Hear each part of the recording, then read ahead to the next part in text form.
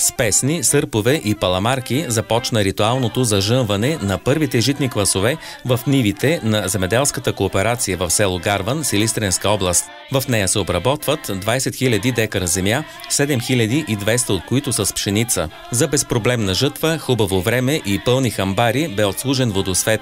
След ритуала, изпълнен от местни самодейци, отец Стефан освети и зърнокомбайните на кооперацията. При хубаво време кооператорите прогнозират да приберат зърното до 10 дни в складовете. Добра реколта с добро качество очаква председателят на кооперацията Иван Добрев. По думите му, в момента посевите са в много добро състояние, въпреки изпитанията през зимата. Пролетта пшеничните посеви беха в окаяно състояние. Полетата беха доста измръзнали от студовете, но положихме много усилия с момчетата. Турихме 3 пъти с листни торове, 2 пъти с фунгициди и очакванията ни от пролетта са надминати.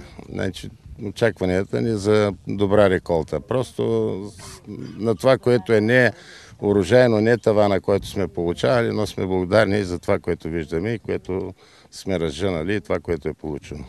Средно по 560-570 кг от декар пшеница са пожънали в земеделската кооперация през лятото на 2011 година. Сега в Силистренска област средните добиви са с 100 кг по-ниски. Очакванията на Иван Добрев са през тази кампания да се пожънат по 500 кг от декар. Общо 518 000 декара с пшеница ще приберат производителите в цяла Силистренска област. В съседната Добричка област житните масиви са 2 пъти повече и възлизат на 1,114 милиона декара. Там също прогнозират с около 20% по-ниски добиви от миналогодишните.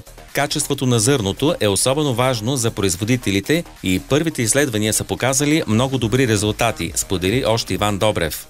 Изследвахме пшеницата е с много добро качество.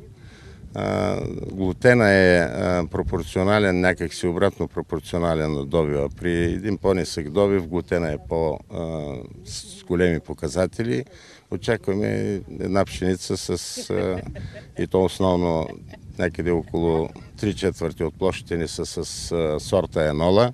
Един перфектен български сорт на Костадин Костов на института Добруджанския, селекционер на този сорт Енола, и пшеницата ни е с много добри хлебопекарни качества.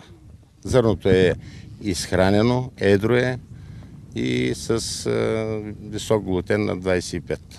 По традиция, заедно с началото на жътвената кампания в село Гарван се провежда и фестивал на хляба. Идеята е да се почете пътят на зърното от нивата до трапезата, допълни още Иван Добрев. По време на 5-то издание бяха показани ръчно направени по стари рецепти хлебни изделия. Най-добрите майстори бяха наградени. Празникът на хляба се проведе в реставрирана добруджанска къща, в двора на която е запазена и стара мелница. В момента всички усилия на производителите са насочени към успешното прибиране на реколтата. 50 души са назначени в кооперацията в село Гарван и на тях се разчита при тежките кампании, сподели още Иван Добрев. Общо 700 тона рапично зърно е пожънато от оцелелите 1850 декара с маслодайната култура. Напедали сме, жънали сме до рапица, пожънахме, стояли сме да жъним до 1 часа и половина. След полунощ по 16 часа вътре в комбайните не е много лесно, просто трябва много здрав организъм, много здрави, яки, опитни са ни момчета, перфектни са в изпълнение на всичките задачи и благодарение на това кооперацията ни, бих казал, една от кооперациите в едно малко селце, която просперира с такива бързи темпи. Офертите за изкупуване на пшеница в североизточна България започват от 360-370 лева за тон на зелено, но търговия почти няма.